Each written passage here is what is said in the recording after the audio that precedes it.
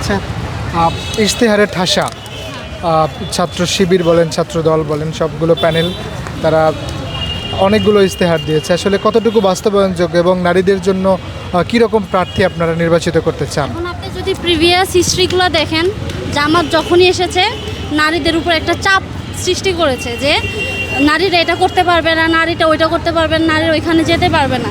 এই জিনিসটা যদি জামাত এখানে আসে, এই জিনিসটা যেন আবার পুনরাবৃত্তি না করে।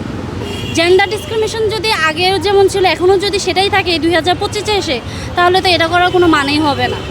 আর আমার প্রার্থীদের কাছে একটাই জিনিস যে সবার আগে যেন স্টুডেন্টদের ডিমান্ড ওনারা ফুলফিল করে, কোনো নেপোটিজম যেন না থাকে বা মানে উপরে থেকে এটা বলছে না আমার এটাই করতে হবে, এই প্রেসেসটা যেন ওনারা না করে। স্টুডেন্টদের ডিমান্ড যেন ওনারা আগে হাইলাইট পয়েন্ট রাখে। আপনার দৃষ্টিকোণ থেকে কোন কোন জায়গায় আপনি দেখেছেন যে আসলে তারা জেন্ডার ডিসক্রিমিনেশন করেছে বা আপনাদের উপর চাপ প্রয়োগ করেছে? চাপ প্রয়োগ জিনিসটা তো এরকম না, কিন্তু দেখা যাচ্ছে কি আগে যেরকম আমি আমার ক্যাম্পাসে বা খোলা মানে এখন দেশের যে অবস্থা, এখন আমি 6টার ভিতরে বাসায় ঢুকতে বাধ্য। আমি এতটুকু অনিরাপত্তা বোধ করি, আগে যেটা ছিল না। এই গভর্নমেন্ট কিন্তু আমরাই ফল ডাউন করিয়েছি, কিন্তু এখন কিছু ক্ষেত্রে মনে হয় যে নিরাপত্তার অভাবটা সব থেকে বেশি আমরাই অনুভব করি, যে ওই নিরাপত্তাটা এখন নাই।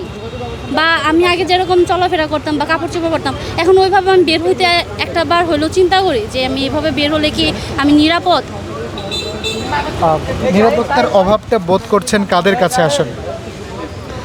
কাদের কাছে এখন আমি এই পয়েন্ট আউট করে কাদের বলবো, কারণ এখন নিরাপত্তার অভাবটা আমি বলবো নিরাপত্তার যারা দিচ্ছে তাদের কাছে। কারণ আগেও কমতি ছিল, কিন্তু এখন মনে হয় কি যে আপনি যদি একটা কোনো কিছু নিয়ে যান পুলিশ আর্মি যার কাছে, তারা রেসপন্সটা খুব কম করে, মানে তারা জিনিসটা এরকম সিরিয়াস। ইভেন আমি আমাদের ক্যাম্পাসেরটাই বলি না, আমাদের ক্যাম্পাসের হিস্ট্রিতে যে মারামারিটা হয়েছে, আর্মি আসতে 5 ঘন্টা পরে, আমার এই আর্মি দিয়ে কী লাভ হয়েছে? আমার ভাই বোন কতগুলো আহত হয়েছে, আমার কি সেটার কি এখন মানে তখন কি প্রয়োজন ছিল? 5 ঘন্টা পরে যদি মানে নিরাপত্তা কর্মীরা যদি আসে, তাহলে তো আমার সেটার আর দরকার নাই, যেটা আমার ইনস্ট্যান্ট আসার দরকার ছিল। ইউনিভার্সিটির একটা প্রবলেম হয়েছে, শোনার সাথে সাথে তারা আসবে, তারা কেন এত লেন্দি টাইম নিল?